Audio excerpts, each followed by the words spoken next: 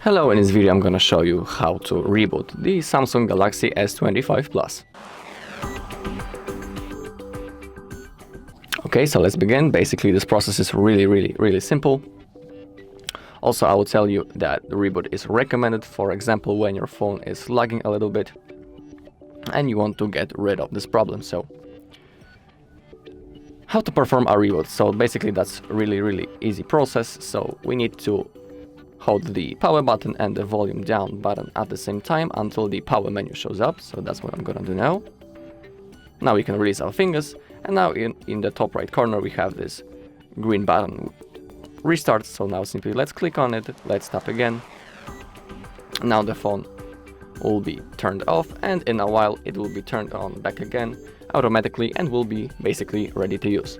So if you find this video helpful, please leave a like, comment and subscribe.